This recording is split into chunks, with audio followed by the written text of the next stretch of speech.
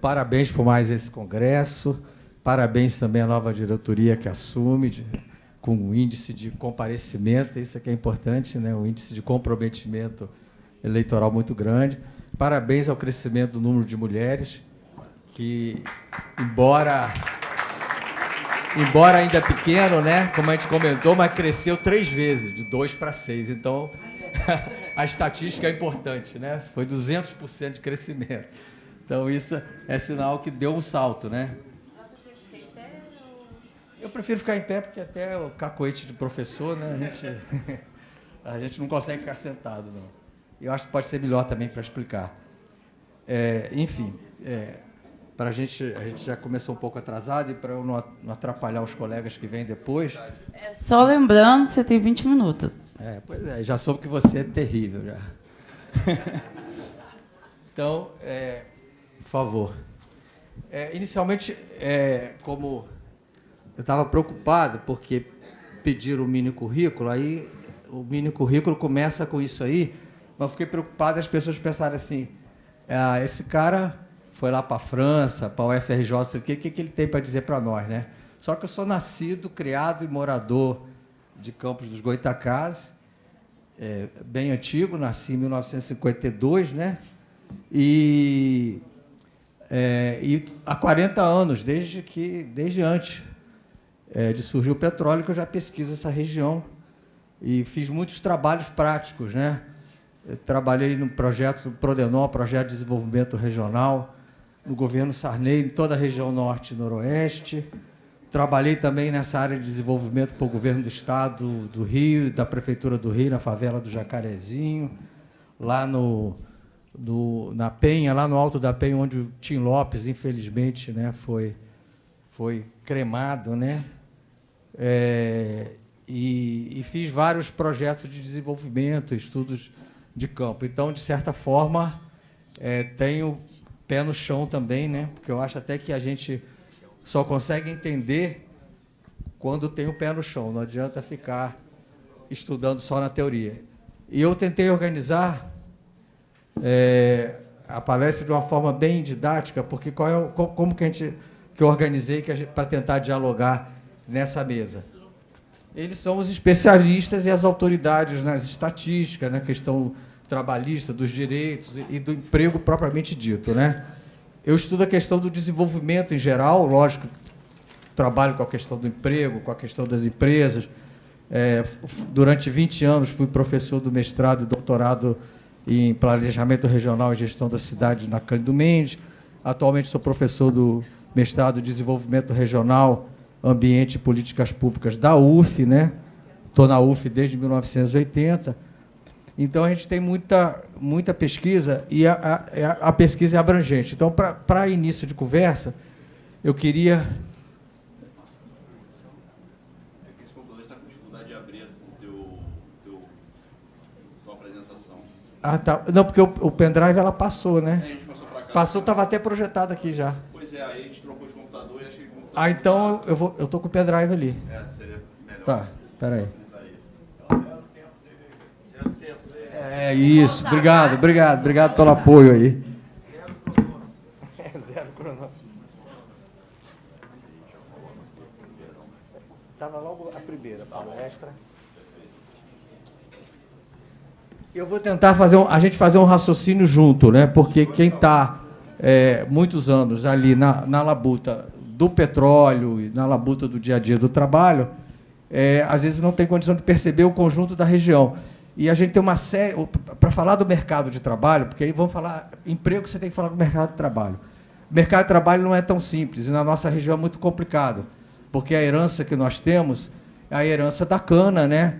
Inclusive aqui, em Quissamã, o primeiro engenho a vapor de toda a região não foi em Campos, foi em Quissamã, né? Aquele foi o primeiro engenho a vapor na virada do século XIX para o século XX. E quando houve a decadência da cultura da cana e da fabricação do açúcar e álcool, foram mais de 30 mil, eu coloco na estatística de 30 mil nos meus estudos, nas minhas pesquisas, porque não tem um número concreto, mas no auge da cana chegou a ser 50 mil trabalhadores. Mas, pelo menos, então, para não errar e não exagerar, e não dramatizar, a gente tem uma estatística que pelo menos 30 mil trabalhadores da lavoura e das usinas, e aí 90% é da lavoura, né? Ficaram desempregados, aí vieram para as cidades, formaram as primeiras favelas e tal. E esse é o mercado de trabalho quando surgiu o petróleo, né? Então, só recapitulando aqui, o nosso mercado de trabalho ele tem oscilações radicais, né? Aqui dá para sentir isso com a Petrobras e com o petróleo aqui. Volta e meia você tem altos e baixos, porque o petróleo, né, depende do preço internacional, depende da concorrência de produção, né, mundial. Então, a gente fica entre a euforia em determinados momentos, como já tivemos euforia aí, 2010, 2012, e tem a tragédia, como foi de 2015 para cá, né, e com a gestão Bolsonaro posteriormente. Então, eu vou pegar um pouquinho da história para a gente conseguir entender o presente e pensar o futuro do mercado de trabalho. Pode passar, por favor. Então, o primeiro é a economia da agroindústria do açúcar e do álcool, deixou de legado, de herança, um exército que a gente chama de deserdados da cana. Porque quando a cana acabou, os usineiros estavam ricos, os grandes fazendeiros estavam ricos, mas os trabalhadores foram deserdados dessa herança, vamos dizer assim, de riqueza que a cana criou, né? E com impactos, né, no desemprego, na miséria, na favelização e uma força de trabalho sem qualificação. Eu fiz uma pesquisa também, não me lembro mais, já nos anos 2000, pleno auge do petróleo, eu fiz uma pesquisa nas favelas e eu pesquisei todos os programas de qualificação de mão de obra que se apresentam como a saída para o trabalhador se empregar. O que eu observei? O pessoal que tinha trabalhado na cana estava fora de todos esses programas de qualificação. Eles não conseguiam. Por quê? Muitos não tinham passagem para ir até o curso. Outros, coitados, sem dentes, descalço, dizia, como é que eu chego num lugar desse descalço e sem dente? Então, é uma população que, mesmo com a oferta da qualificação, ficou de fora. Então, esse contingente de trabalhadores que foi absorvido na indústria do petróleo e gás tinha um patamar mínimo de qualificação, de escolaridade, o ensino fundamental, pelo menos. A escola técnica e depois Cefet foi fundamental para elevar, mas o importante é entender o seguinte: no nosso mercado de trabalho, dezenas de milhares de trabalhadores sempre ficaram de fora. Aí você entende por que o Bolsa Família atinge muita gente, os benefícios sociais pesam muito, às vezes, para a prefeitura, para o governo federal nessas regiões, porque o percentual que ficou de fora é muito grande. Aí o percentual que virou catador, nós fizemos também pesquisa sobre isso, o perfil de mercado de trabalho da região vinha, em primeiro lugar, trabalhador da cana, empregado doméstico e trabalhador que faz bico na construção civil, pedreiro, eletricista, que vai nas casas das famílias e tal, porque, na verdade, todos tinham uma baixa qualificação e era o único mercado de trabalho que se apresentava, né, enquanto o petróleo já crescia, né? E, com o desaparecimento da indústria canavieira, sucroalcooleira, desapareceu também uma indústria urbana, porque tinha muita indústria metalúrgica, fundições, metal mecânica, né, que fazia carroças, não é? Então isso aí desapareceu. Primeiro começaram a vir de São Paulo, aí já quebrou, e quando a indústria quebrou, desapareceu. Então tinha uma cadeia, né, como a gente chama, tinha uma cadeia produtiva. Entre a cana e a usina tinha toda uma cadeia de indústria que desapareceu. Nós tivemos indústria de laticínios fortes também, todos vocês sabem, as cooperativas que tinham em Campos, Macaé e toda a região, elas também fecharam, né? Houve uma derrocada geral. Então, na verdade, você tem esse que foi o mercado de trabalho que, quando o petróleo chegou, encontrou aqui na região, uma multidão precisando de emprego. E nem todos conseguiram, a minoria conseguiu o emprego, né? Porque veio muita gente fora também. Então, o resultado dessa nossa história é uma dinâmica econômica que veio depois da queda da cana, veio paralelo, né, mas a cana já estava em decadência. Petróleo e gás, 78, ainda estava razoavelmente forte, porque em 75 teve o pró-álcool, aí deu um impulso, mas a cana daqui já estava perdendo na competição para São Paulo, por exemplo. São Paulo disparava, né? Pernambuco se mantinha forte e aqui é que mais declinava, né? Não pôde beneficiar a mão de obra deserdada dos canaviais e das usinas. Aí eu boto aqui as pesquisas que a gente participou, que demonstra isso, né? Por exemplo, foi feita a pesquisa com 400 catadores de lixo lá em Campos, e o que se levantou? Todos os mais velhos tinham sido da cana. Os mais velhos tinham sido da cana e de várias gerações, né? Os avós, os pais tinham sido da cana. Então, é onde eles encontraram algum abrigo, né? E a gente chama isso a tragédia da monocultura. Eu estou chamando atenção para a monocultura porque os nossos estudos aí, lá na Cândido Mendes, a gente já publicou 6 livros só sobre petróleo e gás, né, nesses 20 anos, e tem vários livros publicados sobre isso. Agora mesmo, até quando Gracinha me chamou ontem, né, uma das razões que eu aceitei assim, de um dia para o outro é porque saiu um livro agora em que eu acabei de escrever um capítulo nesse livro sobre o mercado de trabalho. Eu falei, então dá para a gente, com algumas horas aí, organizar um pouquinho, porque é muita pesquisa, muito estudo, e às vezes a gente não consegue organizar. Depois eu mostro o livro. Então, esse é o problema da monocultura, que aí eu vou ligar isso um pouquinho com o petróleo. Porque toda a economia fica ligada ali, quando você tem uma queda, cai tudo junto. É como se fosse efeito dominó, que a gente chama, né? Então, toda a monocultura gera um mercado de trabalho restrito, como eu falei, embora o petróleo aqui chegou a ter, vocês sabem melhor do que eu e me corrijo, mas algumas estatísticas dizem que no auge chegou a ter, direta e indiretamente, 70 mil pessoas trabalhando por aí. Mesmo assim, só em Campos, a mão de obra disponível é 150 mil. Então, só em Campos, isso aí já deixa muita gente de fora. E a indústria do petróleo ela é muito forte em termos de atrair... Pois não, pode falar. A rede ferroviária também, né? A rede ferroviária veio caindo tudo, assim, em dominó, efeito dominó. Tem bons estudos sobre a rede ferroviária, entendeu? Então, a gente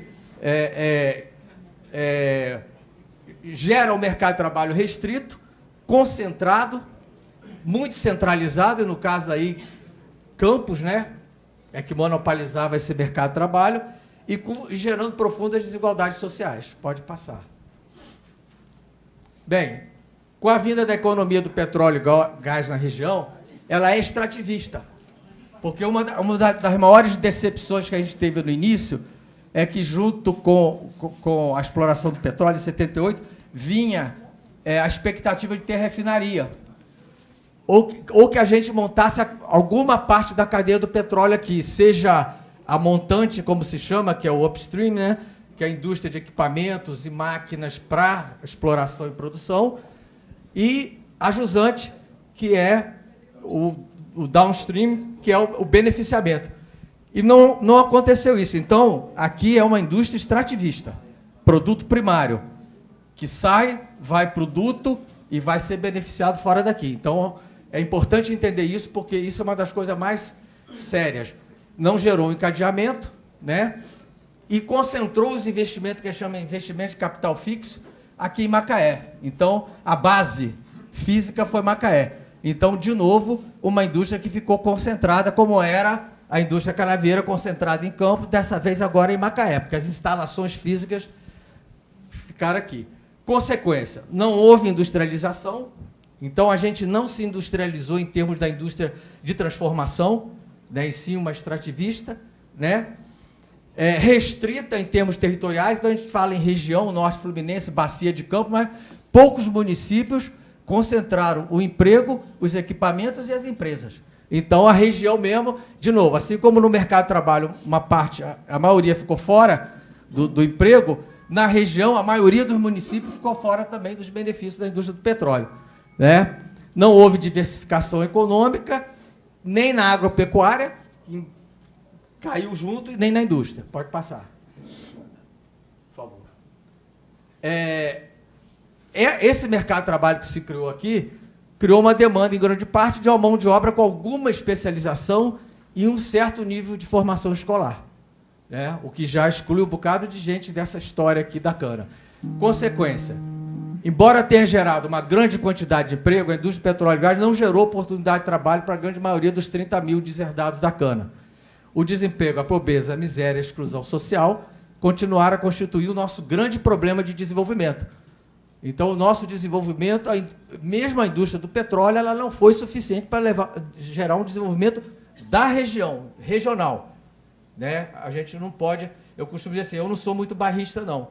Eu sou de Campos, mas eu penso o seguinte, eu não quero que Campos fique maravilhosamente bem, Macaé maravilhosamente bem, e Conceição de Macabu, São Fidélis, Cardoso e tal, fique na tragédia. A gente tem que ser solidário. Entendeu? Então, a gente quer um desenvolvimento para a região toda. Né? Então, um mercado de trabalho restrito.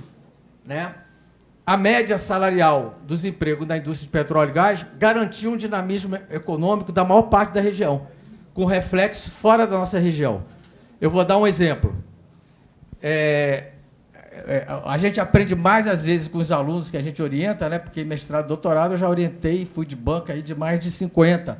Sei lá, pode chegar a 100, de banca, não de orientando. Porque na banca você tem que ler a dissertação e a tese que o aluno faz, então ali você aprende o estudo que ele fez, a pesquisa que ele fez, você vai acrescentando, vai multiplicando. Né?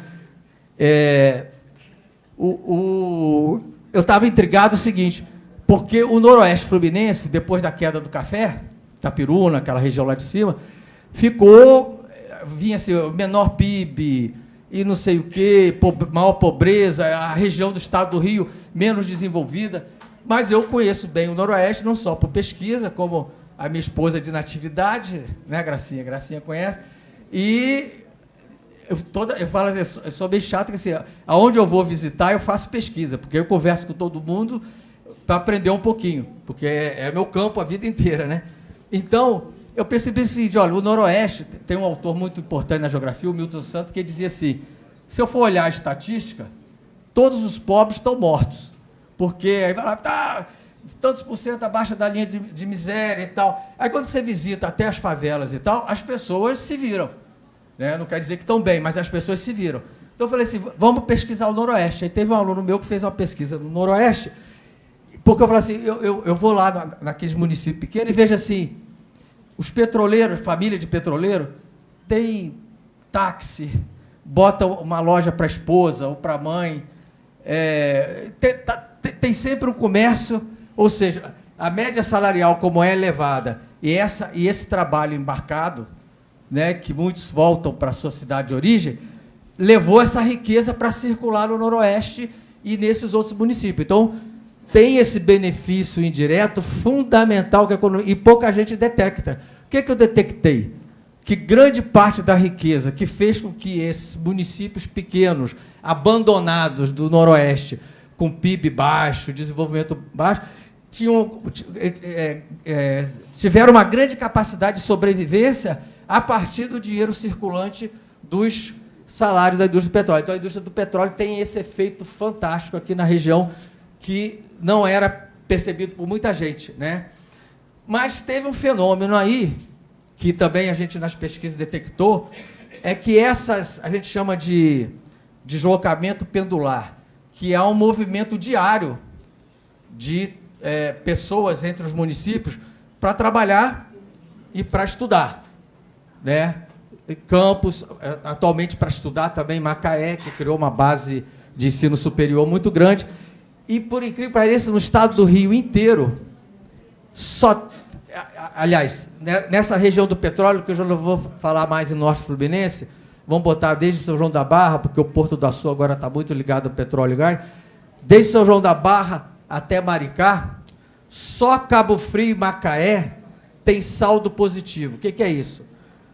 Vem mais gente para Macaé e para Cabo Frio para trabalhar e estudar do que sai de Cabo Frio para os municípios vizinhos para trabalhar ou sai de Macaé para trabalhar. Campos, por exemplo, sai mais gente de Campos para trabalhar aqui, São João da Barra e outros lugares, do que vem gente para Campos. Que assim, aí as pesquisas são interessantes, né? Então, Macaé e Cabo Frio são dois municípios-chave. E na vida prática, a gente sabe disso. Cabo Frio tem uma atração de trabalhador de uma região de mais de 9 municípios. Bem, pode passar. Agora, qual é o efeito quando tem uma economia muito forte, que a gente chama concentrada e monocultora? Está acontecendo com o Porto do Açu e São João da Barra também. É que, na verdade, as outras atividades, como vários falaram aí de empresas que vão fechando, de outros ramos de negócio, porque todo empresário do mundo do negócio, seja pequeno, médio ou grande, a gente pensa assim, como é que eu posso ganhar dinheiro com petróleo? Na prestação de serviço e tal. O que vai acontecendo depois de 40 anos? Toda a economia dessas cidades vai tentando se ligar de alguma forma, pegando uma beiradinha da renda do petróleo. Né? Então, isso, de certa forma, se você não tem política nos municípios para diversificar a economia, para industrializar, ou como a gente chama, tem duas palavras-chave para o desenvolvimento do município. Fixar a riqueza gerada ali, ou seja, aquela riqueza que é gerada ali, e às vezes como a empresa de fora, ou é transnacional e tal, a riqueza é gerada ali, mas sai do município para outro lugar. Claro, gera ICMS, ISS, mas do ponto de vista do mercado de trabalho, ele não é tão positivo, entendeu? Então, você tem que fixar e você tem que distribuir. Ou seja, não pode ter só um segmento econômico dinâmico e pujante e o restante da economia praticamente morta ou em banho-maria, com poucos ganhos e muito desemprego, muita pobreza, muita favelização. Então, a consequência desse mercado de trabalho que se criou, mesmo com a economia do petróleo na região, é que aprofundou a concentração e desmobilizou os movimentos, iniciativas e ações diversificadoras. Você vê que nenhuma prefeitura da região aqui, com seus fundos, Macaé tem um fundo, Campos tem um fundo Decam, Quissamã tem um fundo do ROIT, das participações especiais, que todos eles estão lá escritos, eu pesquisei os fundos, quer dizer, meus alunos, a gente tem que dar o mérito aos alunos, né? Os alunos pesquisaram, junto com a gente, que todos têm escrito assim, que esse fundo é para pegar uma parte do ROI de participação especial, industrializar o município, diversificar a economia, para se preparar para um período após o petróleo, ou para se preparar nesses momentos que o petróleo tem uma redução na atividade e você tem um certo desemprego, uma certa decadência, né? Então, isso fica desmobilizado e as prefeituras não caminharam nesse sentido com o ROI de participação especial. Então, gerou uma dependência absurda que os municípios têm da economia do petróleo. Pode passar. Os royalties de participação especiais também são concentrados em alguns municípios, a gente sabe disso, da Bacia de Campos. Isso aprofundou a segregação, a discriminação, as desigualdades, a chamada guerra fiscal, guerra de lugares, os municípios competindo para atrair empresa, quem mais dá benefício, como Quissamã, que dava o terreno, dava uma série de isenções. Qual é o lado negativo disso? É que, em vez de gerar cooperação entre os municípios para se planejar, para um conjunto de empresas que está vindo se distribuírem, para o emprego se distribuir, e você não só desconcentrar e gerar desenvolvimento à volta de Macaé e Campos, por exemplo, mas principalmente para você desafogar as cidades. Porque as cidades ficam com o problema de transporte urbano, de abastecimento, de serviço, de infraestrutura. Né? Então, aqui tem uma guerra fiscal absurdo. O próprio Ampetro, né? Eu estudei alunos nossos estudaram Ampetro, né? E falaram assim, chegaram a Ampetro é um lobby, não é uma organização dos municípios para cooperar entre si, para aproveitar a indústria do petróleo para o benefício de todos. É um furando o outro, né? Um querendo provar que o outro está levando mais ROI de participação especial do que ele. Então, nós não temos uma tradição aqui de cooperação, e muito mais de competição e concorrência entre municípios. Né? Pode passar. Já estou acabando, já anunciei que estou acabando. Mas a economia do petróleo, com tudo isso, né? E aí eu estou deixando de falar em várias coisas, porque o tempo não dá. A economia do petróleo tem 3 momentos, que é antes da lei do petróleo de 97, que aumentou, que acabou com o monopólio da Petrobras e aumentou o ROI de participação. Depois veio outro momento, que é a crise de 2015, né? E depois veio o governo Bolsonaro. Então, foi desmontada a política de conteúdo local, foi desmontado, foi liberado a importação de equipamentos, que desmontou a cadeia produtiva do petróleo no Brasil. Todas essas coisas que vocês lutam e que provavelmente meus colegas vão falar melhor do que eu. Mas você tem a chegada do Porto do Açu, que veio pelo petróleo. Não sei se vocês se lembram do golpe do Ike, que era a OGX e a OLX, né? Que ele estava com o mapa na mão, que tinha um tesouro que furaram. Pois é, então, ela trabalhou lá, não peguei mentira não, né? Nem exagerei não, né? Então tá bom. Então, Ele queria essa empresa toda X. pois é, a X, porque X é a multiplicação, que ele tinha o objetivo de multiplicar a fortuna dele, então toda a empresa terminava com X, que é vezes, né? Então você teve o Açu e agora o Tepor, você tem um momento novo aqui na região da indústria do petróleo, que você traz para cá, não só algumas operações, né? O Açu já está fazendo isso, mas o Tepor vai fazer algumas operações com gás e petróleo que eram feitas em outras partes do Brasil, algumas eram feitas até no Uruguai, né? E no caso do Açu, ele está querendo se tornar um porto-indústria.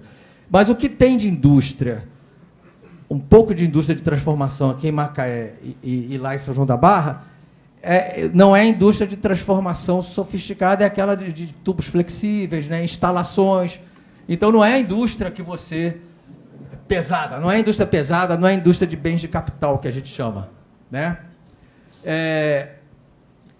E é importante entender o seguinte, que com esses portos, aí eu tenho, inclusive, vários mapas disso, esses portos, tanto o Tepor quanto o Açu, eles estão dentro do planejamento da malha rodoviária brasileira, que vai trazer grãos do centro-oeste para esses portos também, vão trabalhar com contêineres, que já leva minério no maior mineroduto do mundo, 535 quilômetros, né, que vem lá de Minas Gerais, né? Então, esses portos e essa estrutura está conectada com duas coisas importantes. Primeiro, o que há de mais avançado na economia mundial, porque são portos, como o caso do Açu, que comporta navios de 300 mil toneladas, que é o segundo porte, né? Tem um porte hoje já maior, que aí só China, Europa, Estados Unidos que conseguem aportar esses navios.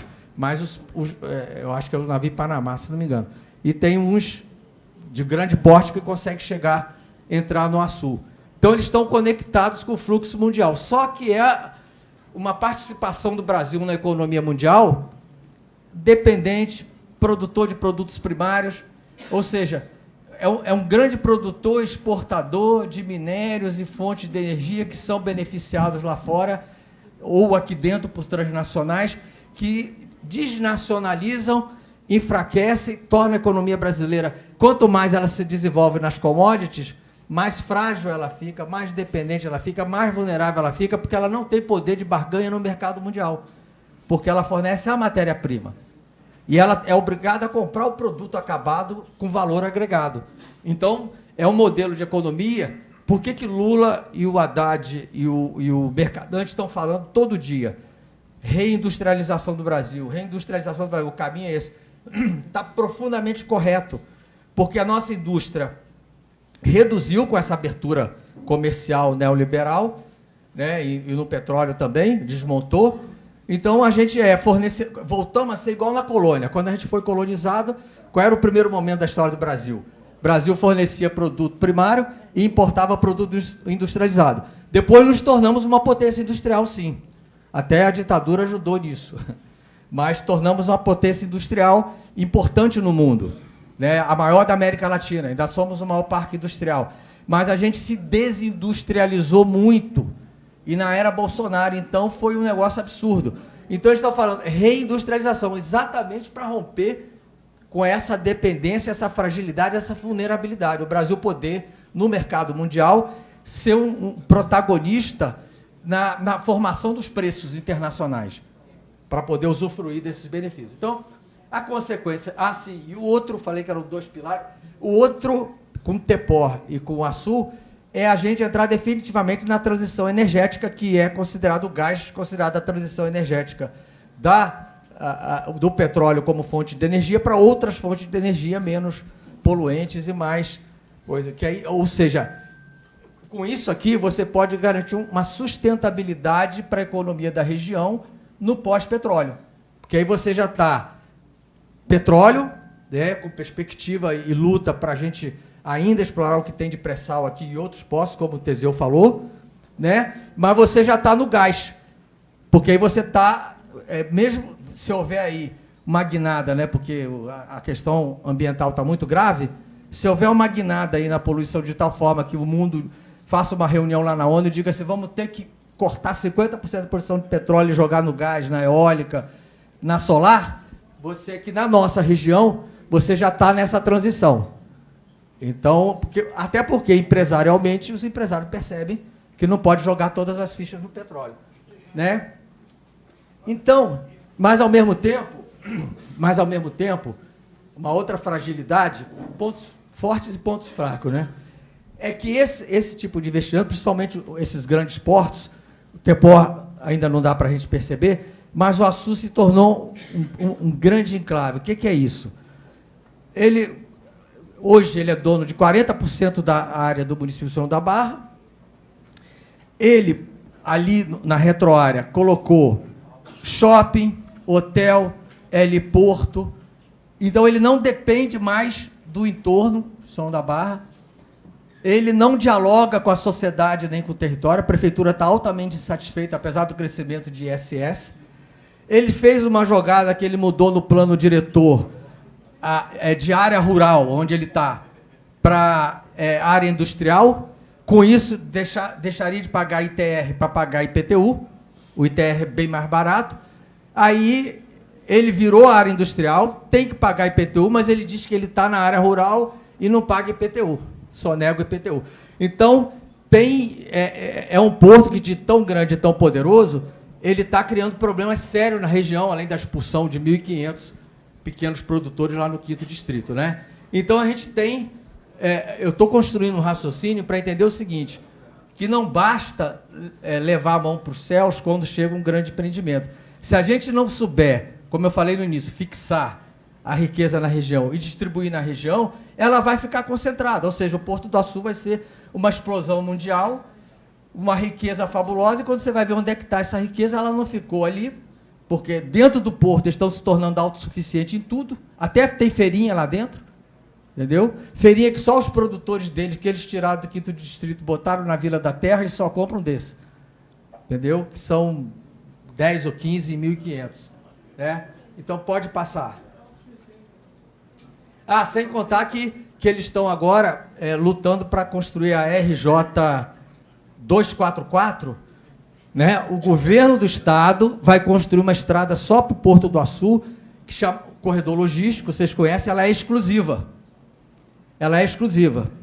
E a Prefeitura de São João da Barra fez um projeto alternativo de uma outra estrada que passa pelas áreas produtivas de São João da Barra, atende a circulação dos interesses dos moradores e dos produtores, se conecta com a ponte para São Francisco e vai até o aeroporto de Campos. Então, essa é uma estrada da sociedade, uma estrada que interessa. Perdeu, na audiência pública que eu fui, perdeu, o governo do estado se comprometeu com a estrada do Porto, que não traz. Mas está embargada no momento porque a prefeitura entrou com recurso, né? A gente eu ajudei a fazer os argumentos a favor da estrada da prefeitura, né? Esse eu acho que é o penúltimo, viu?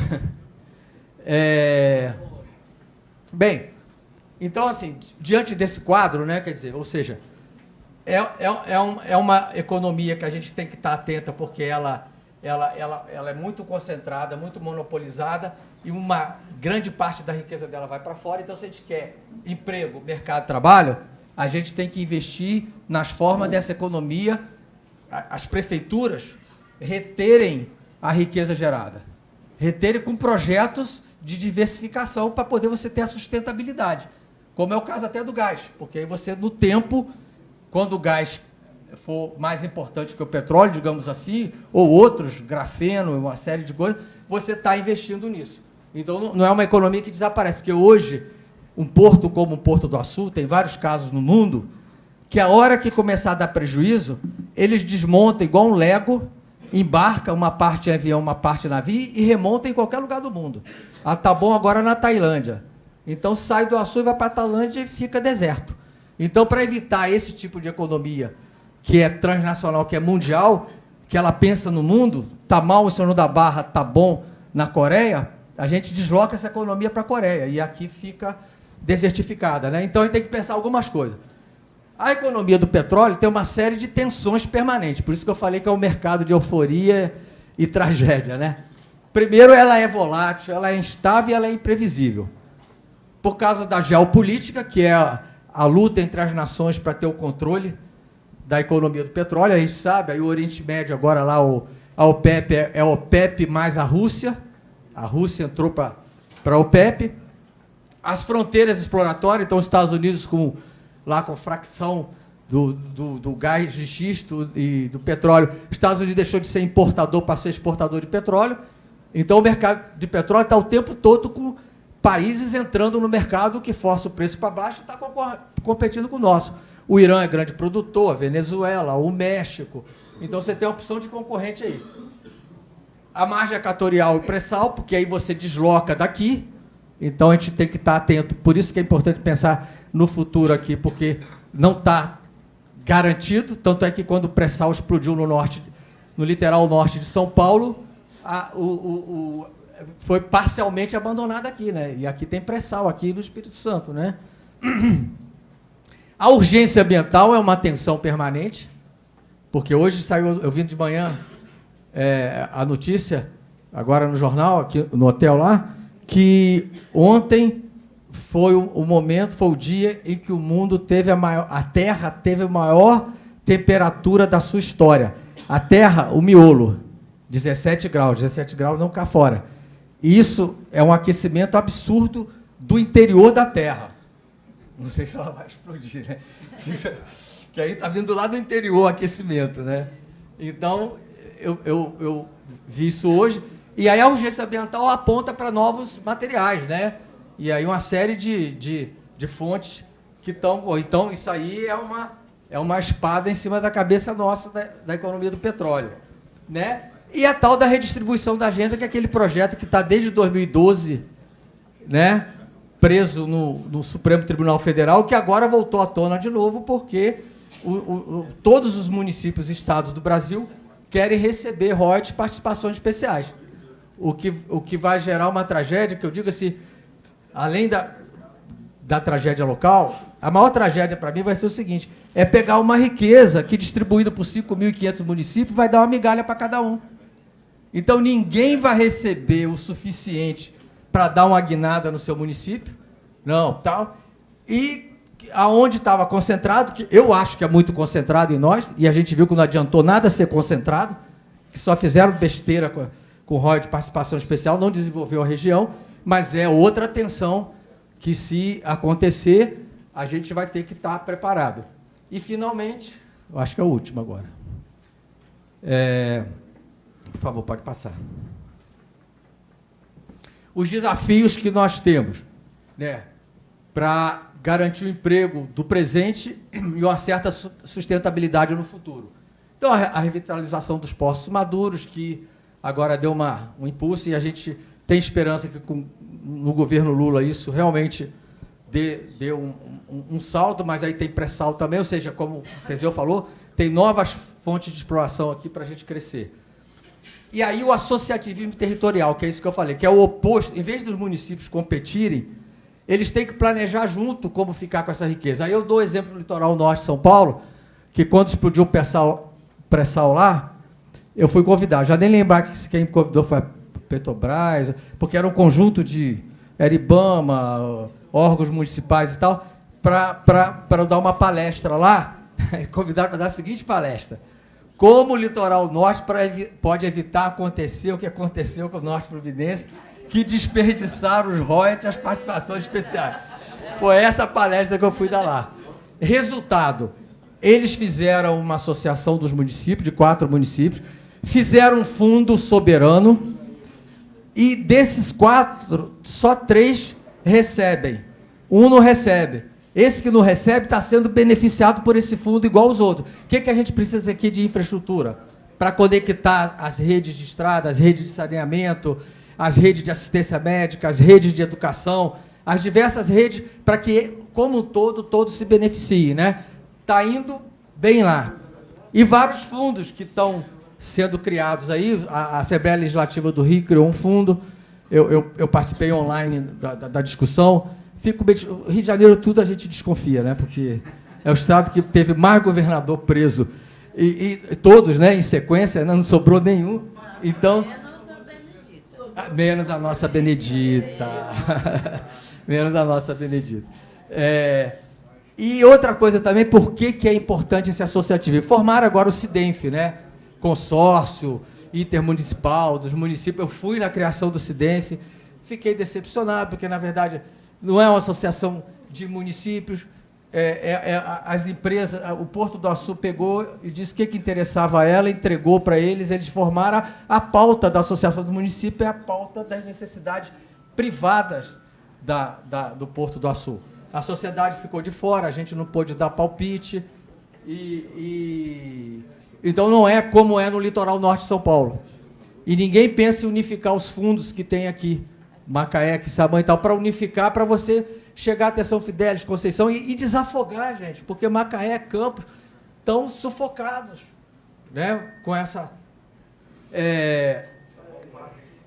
E tem uma coisa muito importante, por isso que eu não estou falando tanto em Norte Fluminense, nem Bacia de Campos, é que desde 78, nós temos aí 45 anos da indústria do petróleo aqui na região, as interações que surgiram nos municípios formou, vamos dizer assim, a gente chama de unidades territoriais, que a gente tem que pensar além do município. Por exemplo, o IBGE criou, né, essa denominação de arranjos populacionais para os municípios que, na pesquisa ali do IBGE, tem tanta interação e movimentação e dependência de negócios e de pessoas, que é como se formasse um município novo. Então, aqui nós temos o de arranjo populacional de Campos, que é Campos e João da Barra, né? Porque, na verdade, a interação de Macaé é com o Rio das Ostras e tal. Aí tem o arranjo populacional Macaé, Rio das Ostras, que aí pega 5 municípios que eu não tenho de cabeça, mas deve ser fácil a gente entender, são esses municípios aqui da região, porque assim, é como se já fosse um bloco só. Está dividido ali entre prefeituras e tal, mas é uma coisa só em termos de negócios e movimentos de pessoas. Então, a gente, para pensar também como agir em conjunto, tem que pegar essas bases do IBGE que já estão sendo detectadas, né? E diversificar a economia, não tem jeito. Ou a gente diversifica a economia local, ou esses altos e baixos da economia gera tragédia, euforia, cada vez que você volta da tragédia para a euforia, não volta todo mundo. Uma parte sobra e vai formar o exército dos pobres e miseráveis. Pode passar.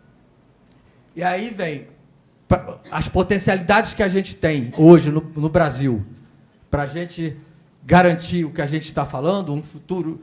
Porque, veja bem, o emprego aqui, não sei se deu para perceber que é o raciocínio que eu estou construindo, ele depende dessa política, da política do Brasil no mundo e da política do Brasil para dentro. Porque hoje a economia está globalizada, você não consegue mais dizer assim, vamos pensar só o Norte Fluminense, o nosso município. O que a gente vive aqui é comandado pelo que essa grande articulação mundial faz. Então, você tem que renacionalizar e internalizar a cadeia do petróleo e gás.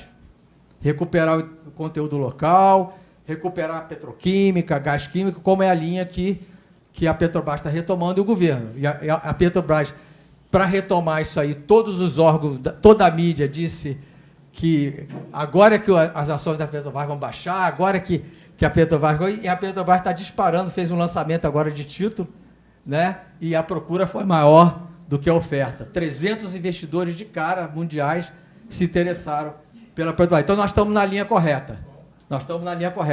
A reindustrialização, que aí o BNDES, a Luiz Mercadante, o ministro de Desenvolvimento, Alckmin e o próprio Lula fala direto, por isso que ainda não fechou acordo Brasil, Mercosul, União Europeia, porque a União Europeia, no acordo, quer manter a gente só fornecedor de matéria-prima.